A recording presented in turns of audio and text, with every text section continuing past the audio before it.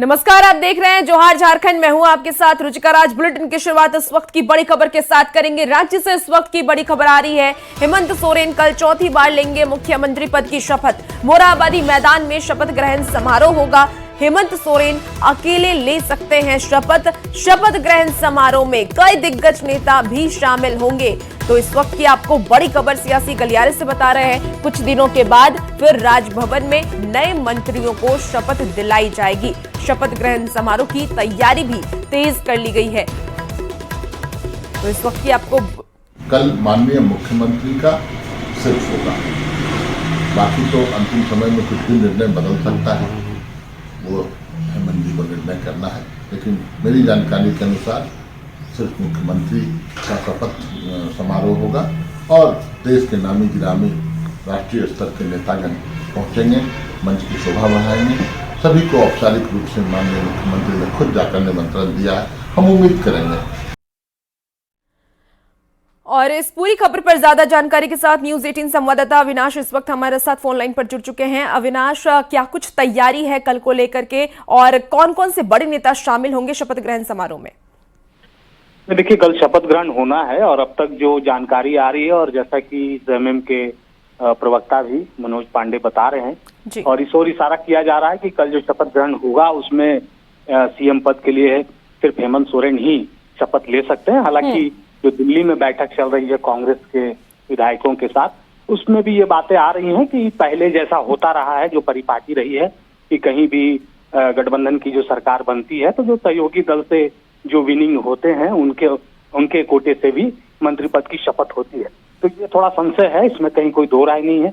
दूसरी बात यह है कि जो बड़े नेताओं की अगर हम बात कर लें तो चाहे वो कांग्रेस के अध्यक्ष की बात कर लें, मल्लिकार्जुन खड़गे हों, राहुल गांधी हों, प्रियंका गांधी हों, इसके अलावा ममता बनर्जी की बात कर लें, इसके अलावा अखिलेश यादव की बात कर लें, तेजस्वी यादव की बात कर लें, दीपंकर भट्टाचार्य की बात कर लें, अरविंद केजरीवाल की बात कर लें, तो इन नेताओं के आने की संभावना है। और कल भी सुप्रियो भट्टाचार्य ने इस ओर इशारा किया था कि तकरीबन 20 बड़े नेता देश के, वो वीवीआईपी नेता जो हैं वो रांची में होंगे और इस शपथ ग्रहण का जो ऐतिहासिक पल होगा उसके वो गवाह बनेंगे। अविनाश, तैयारी को लेकर क्या कुछ जानकारी दी गई है? कितने बजे ये शपथ ग्रहण समारोह होगा? देखिए, शाम 4 बजे की शपथ ग्रहण का समय वो निर्धारित है और इसको लेकर सुरक्षा के लिहाज से बात करें तो कड़ी सुरक्षा व्यवस्था होगी। और मोरहाबादी मैदान में अगर हम जेएमएम नेताओं के अगर तर्क की बात करें तो बड़ी संख्या में इस शपथ ग्रहण समारोह में गठबंधन दल के जो कार्यकर्ता हैं, नेता हैं, वो शामिल होंगे और 2000 के करीब पुलिसकर्मियों को सुरक्षा के लिहाज से भी लगाया गया है। ठीक है, बहुत शुक्रिया अविनाश तमाम जानकारी के लिए। रांची में शपथ ग्रहण समारोह से पहले दिल्ली में हेमंत सोरेन ने कल एक के बाद एक कई दिग्गजों से मुलाकात की। उनके साथ उनकी पत्नी कल्पना सोरेन भी मौजूद थी। हेमंत सोरेन ने सभी से मुलाकात कर शपथ ग्रहण समारोह में शामिल होने का न्योता दिया। आपको बता दें कि रांची के मोरहाबादी मैदान में 28 नवंबर को शपथ ग्रहण समारोह है, जिसको लेकर हेमंत सोरेन दिल्ली गए और दिल्ली में कार्यवाहक सीएम हेमंत सोरेन की मुलाकात नेताओं से हुई, जिसमें प्रधानमंत्री नरेंद्र मोदी भी शामिल थे। गृह मंत्री अमित शाह से भी मुलाकात कार्यवाहक सीएम हेमंत सोरेन ने की है। दिल्ली के पूर्व मुख्यमंत्री अरविंद केजरीवाल के साथ भी उन्होंने मुलाकात की। कांग्रेस अध्यक्ष मल्लिकार्जुन खड़गे और राहुल गांधी जैसे दिग्गज नेता से हेमंत सोरेन ने मुलाकात की है। और ये 4 तस्वीरें भी इस वक्त आप टीवी स्क्रीन पर देख पा रहे होंगे, जहां हेमंत सोरेन मुलाकात करते हुए नजर आ रहे हैं बड़े नेताओं से। इनमें कई नेता शपथ ग्रहण समारोह में शामिल होने के लिए रांची आ सकते हैं। तो ये 4 तस्वीरें इस वक्त आपकी टीवी स्क्रीन पर। और बड़ी खबर इसी बीच रांची से आ रही है, जहां झारखंड में संभावित मंत्रियों के नाम अब सामने आ गए हैं। जेएमएम और कांग्रेस में मंत्री पद की रेस तेज हो गई है। जेएमएम से सीएम और 6 मंत्री बनने की चर्चा है। जेएमएम अनुसूचित जनजाति समाज से 3 नाम पर लग सकती है मोहर, जिसमें दीपक बेरुआ, रामदास सोरेन का नाम सबसे आगे चल रहा है। संथाल परगना की बात कर ले तो संथाल परगना से लुइस मरांडी और दक्षिणी छोटा नागपुर की बात कर ले तो दक्षिणी छोटा नागपुर से प्रमंडल से भूषण तिर्की का नाम शामिल है। मंगल कालिंदी, उमाकांत रजक भी इसके दावेदार होंगे। इसमें मथुरा महतो और योगेंद्र प्रसाद का नाम भी इसमें शामिल है। सविता महतो, सुदिव्य कुमार सोनू का नाम भी अभी आगे चल रहा है। मंत्रियों की रेस की बात कर रहे हैं हम। और अल्पसंख्यक समाज की अगर हम बात कर लें तो अल्पसंख्यक समाज से हफीजुल हसन का नाम लगभग तय माना जा रहा है। सामान्य कोटे से जेएमएम के अनंत प्रताप देव का नाम अभी चर्चा में है। कांग्रेस से रामेश्वर उरांव, शिल्पी नेहा तिर्की, राजेश कश्यप और नमन विकचल कोंगाड़ी का नाम शामिल है। अनुसूचित जाति की बात कर लेते हैं तो अनुसूचित जाति से सुरेश बैठा और राधा कृष्ण किशोर का नाम रेस में अभी शामिल है। ओबीसी समाज की बात कर लेते हैं तो ओबीसी समाज से प्रदीप यादव और ममता देवी की चर्चा तेज है। अल्पसंख्यक समाज से निशत आलम और इरफान अंसारी का नाम शामिल है। सामान्य कोटे से दीपिका पांडे सिंह और जयमंगल सिंह का नाम शामिल है। और आरजेडी की बात कर लेते हैं क्योंकि आरजेडी ने भी अपनी काफी सीटें 4 सीटें जीत करके इस बार वो बहुमत में शामिल है, तो इसलिए आरजेडी से एक मंत्री होंगे। और एक मंत्री के नाम में जिस नाम की चर्चा है इस रेस में, उसमें सुरेश पासवान, संजय प्रसाद यादव और संजय सिंह यादव के नाम अभी सबसे ज्यादा चर्चा में बने हुए हैं। तो आपको मंत्रियों के नाम बता रहे थे जिन मंत्रियों के नाम पर चर्चा अभी तेज है। और आपको बता दें कि फिर से वही समीकरण रिपीट हो सकता है, इसकी भी जानकारी आ रही है। हालांकि किसी नए नाम की चर्चा भी हो सकती है। अभी बहुत सारे ऐसे जो चेहरे हैं जो पहली बार विधानसभा में पहुंचे हैं, उनके नाम पर भी हालांकि चर्चा हो सकती है। लेकिन अभी जो संभावित नाम है उसके बारे में हम आपको जानकारी दे रहे थे। खबरों में आगे बढ़ेंगे। मल्लिकार्जुन खड़गे ने ईवीएम पर सवाल उठाते हुए बैलेट पेपर से चुनाव कराने की मांग की है, जिसको लेकर के झारखंड में भी बयानबाजी अब तेज हो गई है। जेएमएम कांग्रेस का यह कहना है कि बैलेट पेपर से चुनाव होना चाहिए, जबकि बीजेपी ने इस पर हमला बोला है। तो देखिए, अब बैलेट पेपर को लेकर के एक बार फिर से मांग विपक्ष की तरफ से तेज हो गई है। हालांकि आपको बता दें कि जेएमएम और कांग्रेस की ये मांग है कि बैलेट पेपर से ही चुनाव होना चाहिए, क्योंकि ईवीएम को लेकर के हमेशा से ही विपक्ष, चाहे अगर हम कांग्रेस की बात कर लें, जेएमएम की बात कर लें, वो हमलावर रही है बीजेपी पर। उठेंगे जब तानाशाही सरकार रहेगी और उन पर आरोप लग रहे हैं, जहां उनकी सरकार होती है, जहां प्रशासनिक महकमा उनका होता है, वहां विशेष करके वो धांधली करते हैं। कई एक ऐसे आरोप लगते हैं। पहले तो ऐसे आरोप नहीं लगा करते थे, इन पर ही आरोप क्यों लगते हैं? तो ये जहां ये कुछ गड़बड़ियां कर पाते हैं या कर सकते हैं, वहां ये करते हैं। सभी लोग ये बात मानते हैं। तो इस पर अगर संजीदा रुख अपनाना है केंद्र की सरकार को, तो एक सर्वदलीय कमेटी गठित कर दें। देखिए, स्वाभाविक तौर पे जब देश यह मांग कर रहा है, आधी 2/3 आबादी इस बात को मांग कर रही है कि बैलेट से चुनाव हो, तो आखिर सरकार को हर्ज क्या है बैलेट से चुनाव करवाने में? सरकार क्यों पीछे भाग रही है बैलेट से चुनाव करवाने में? अगर सरकार के मन में थोड़ी सी भी ईमानदारी है, अगर सरकार को यह लगता है कि ईवीएम हैक नहीं होता, तो सरकार एक बार बैलेट से तो चुनाव करा के देख ले। सरकार बैलेट से चुनाव कराए, दूध का दूध, पानी का पानी हो जाएगा।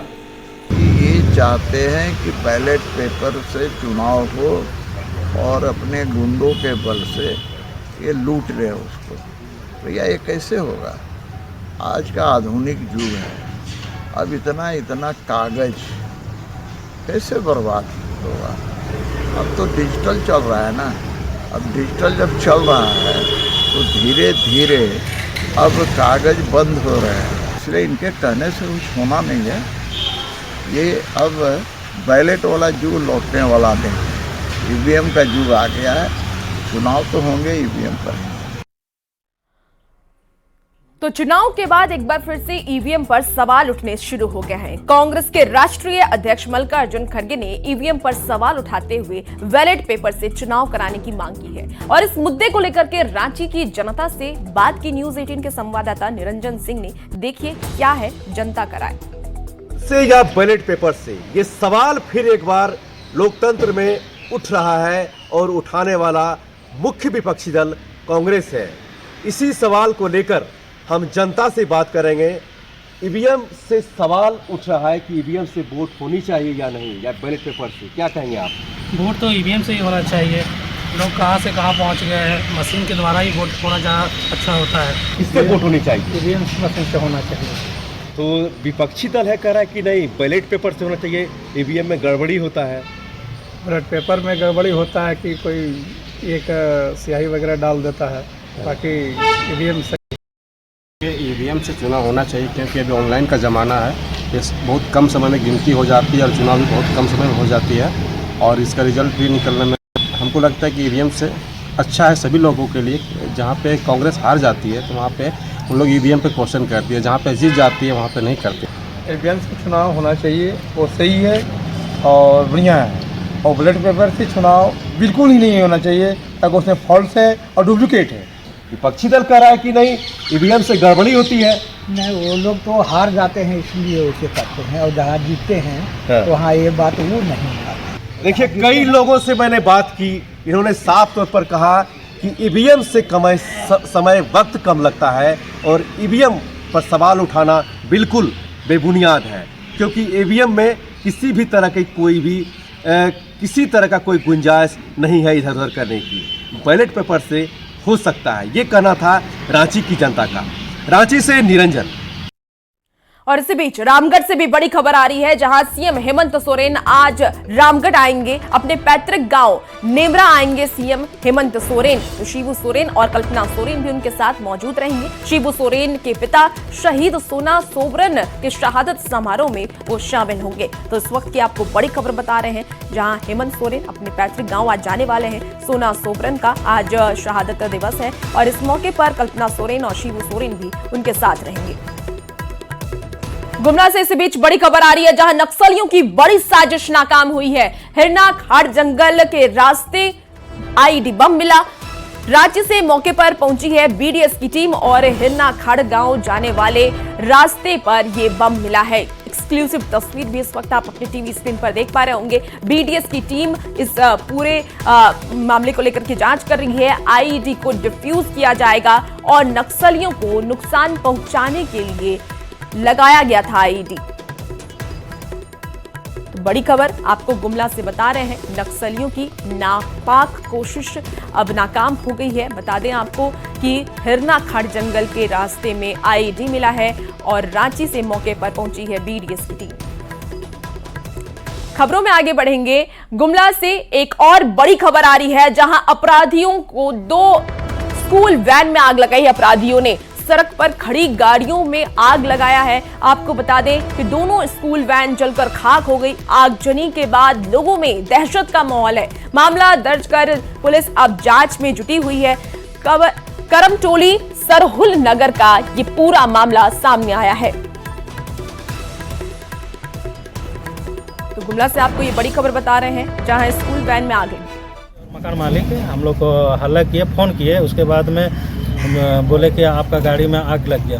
तो हम लोग जब तक उतरते उतना तक में हमारा गाड़ी पूरे के पूरे जल चुका था। बच्चों को सेवा देते थे और ले जाते थे स्कूल और समय से वापस लाते थे, और वह स्कूल से वापस आने के बाद में गाड़ी को लगा दिया गया।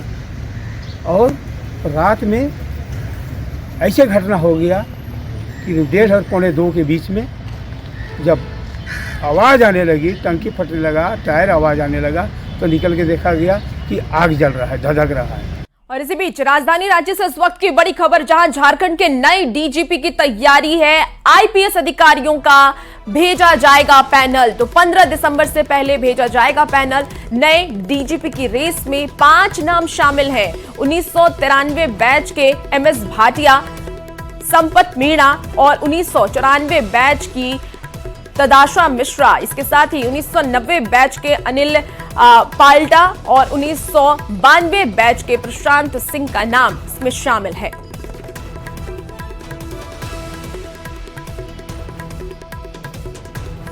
और गढ़वा से भी इस वक्त की बड़ी खबर आ रही है, जहां केंद्र सरकार की बड़ी पहल हुई है। गढ़वा में भी लगेगा स्मार्ट मीटर। गढ़वा में सर्वे का काम शुरू हुआ। पहले शहरी क्षेत्र में लगेगा स्मार्ट मीटर। 2 एजेंसी इसके लिए काम कर रही है और सर्वे का काम भी अब शुरू कर दिया गया है। गढ़वा से आपको ये बड़ी खबर बता रहे हैं, केंद्र सरकार की ये बड़ी पहल, जहां स्मार्ट मीटर अब लोगों के लिए लगाया जाएगा। गढ़वा में स्मार्ट मीटर लगेगा और आपको बता दें कि गढ़वा में सर्वे का काम अब शुरू हो गया है। पहले शहरी क्षेत्र में स्मार्ट मीटर लगाया जाएगा, फिर ग्रामीण क्षेत्र में लगेगा।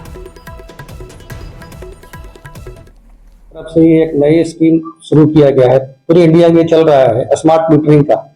हमारे पड़ोसी राज्य यूपी और बिहार में तो 6 महीना पहले से काम चल रहा है उस पर, और हमारे यहाँ भी झारखंड के सभी जिला जिसमें गढ़वा शामिल है, लातेहार और पलामू, ये तीनों एक ही एजेंसी टेक्नो इलेक्ट्रिकल लिमिटेड को दिया गया है स्मार्ट मीटर लगाने के लिए, जिसका सर्वे हमारे गढ़वा में चल रहा है।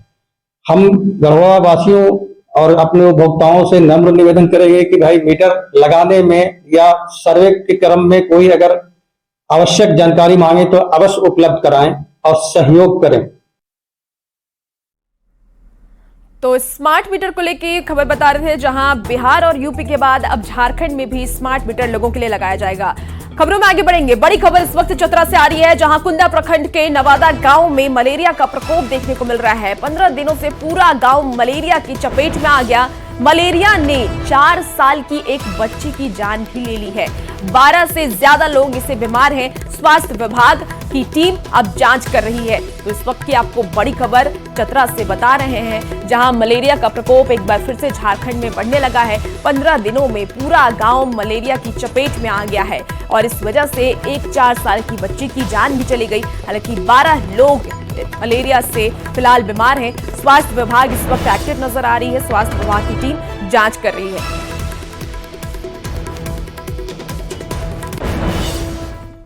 तो सर यहाँ पे गरीबी एरिया है सर, तो उतना पैसा भी नहीं है कि लोग इलाज करवा सके प्राइवेट डॉक्टर पास।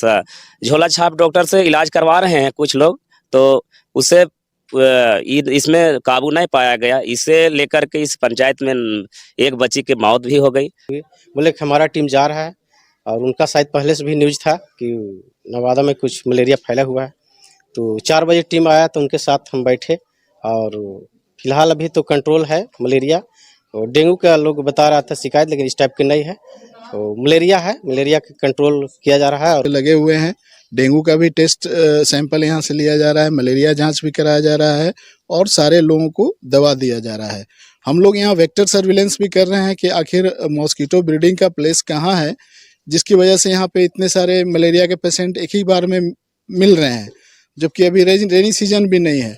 तो यहाँ पर जो इन लोगों का जो ड्रिंकिंग पीने का जो पानी है, जो टावर में टंकी बैठाया गया है, उसमें किसी में भी ढक्कन नहीं है। तो वो एक मॉस्किटो के लिए वो बहुत ही अच्छी जगह है जहां वो ब्रीडिंग कर सकते हैं और वहां से वो फैल सकते हैं। गिरिडीह के बगोदर थाना क्षेत्र के नेशनल हाईवे पर औरा के पास आज भीषण सड़क हादसा हो गया। हादसे में ट्रक ड्राइवर घायल हो गया है। ग्रामीणों की मदद से आनन फानन में घायल को इलाज के लिए अस्पताल में भर्ती कराया गया। आपको बता दें कि ट्रक ने तेज रफ्तार ट्रेलर को पीछे से टक्कर मारी, और जिसकी तस्वीर भी इस वक्त आप टीवी स्क्रीन पर देख सकते हैं, जहां नेशनल हाईवे पर भीषण सड़क हादसा हुआ है और यह हादसा बेहद ही दर्दनाक है। इसके बाद वहां पर लोगों की चहलकदमी भी अब देखी जा रही है। आए हुए लोगों को और यहाँ के स्थानीय लोगों को जिस तरह से हम लोग को जगह चाहिए वैसे स्पेस हम लोग को नहीं मिल रहा है। हाँ। 3 लाइनें इधर से, 3 लाइनें इधर से, एक लाइन में उधर गाड़ियाँ खड़ी रहती है, पब्लिक स्पेस खड़ी है। इधर से 2 लाइनें, एक लाइन में हम लोग को आना जाना सब कुछ करना पड़ता है। यहाँ सबसे पहली बात है कि प्रशासन के यहाँ बहुत बड़ी लापरवाही है। यहाँ आए 4 महीने के पहले यहाँ पे 3 जाने जा चुकी है, यही मोड़ पे, यही जगह पे। और अब खबर गिरिडीह के सरिया प्रखंड के सुदरवती ग्रामीण इलाके से है, जहां पिछले कई दिनों से हाथियों का उत्पात जारी है। हाथियों ने घर को तोड़ने के बाद अंदर लगे फसल को भी पैरों से रौंद कर बर्बाद कर दिया है। हाथियों के आतंक से लोगों में डर का माहौल है और इसको लेकर ग्रामीणों ने वन विभाग से मुआवजे की मांग की है। आज कई वर्षों से हाथियों की झुंड आती है और नुकसान करके चली जाती है, और आज बीते रात करीब 1 से 1:30 बजे के बीच में 4 हाथियों की झुंड आई, जिसमें कई दीवार, कई फसलों और कई खिड़कियां को भी नष्ट किया। इससे वन विभाग से हम लोग मांग करते हैं कि जिनका भी नुकसान हुआ है उनका उचित मुआवजा के साथ और हाथियों को रोका के चला जाए, उस पर भी पहल करें। सरायकेला के आदित्यपुर औद्योगिक क्षेत्र से रेलवे लाइन के पास शर्मा बस्ती में रेलवे ने एक बार फिर से अतिक्रमण हटाओ अभियान चलाया, जिसमें 70 कच्चे और पक्के मकानों को बुलडोजर से ध्वस्त किया गया। रेलवे प्रशासन ने पूर्व में नोटिस देकर लोगों को खाली करने का आदेश दिया था, लेकिन फिर भी खाली नहीं किया गया। अतिक्रमण हटाने के बाद रेलवे ट्रैक साइडिंग का निर्माण किया जाएगा। आपको बता दें कि सीनियर सेक्शन इंजीनियर ने यह बताया कि रेल प्रशासन ने पूर्व में ही अवैध तरीके से रेल किनारे बसे लोगों को नोटिस देकर खाली करने का आदेश दिया था, जिसके बाद ये कार्रवाई शुरू की गई। तो बहुत जल्दी हम लोग RVNL को KC को दे देंगे ताकि वो लाइन बिछा पाए।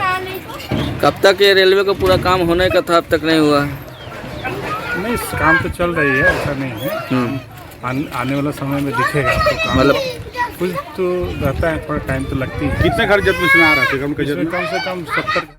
और अब खबर बोकारो के डाबर बहल गांव के पास की है। मुख्य सड़क पर ट्रेलर की जोरदार टक्कर से बाइक सवार 2 व्यक्ति घायल हो गए। स्थानीय लोगों ने उन्हें सदर अस्पताल बोकारो में भर्ती कराया, जहां चिकित्सकों ने उन्हें मृत घोषित कर दिया। मृतक भूखल महतो हरिजी और धनंजय महतो जमगोड़िया के रहने वाले बताए जा रहे हैं। दोनों इलाज के बाद अपने घर लौट रहे थे।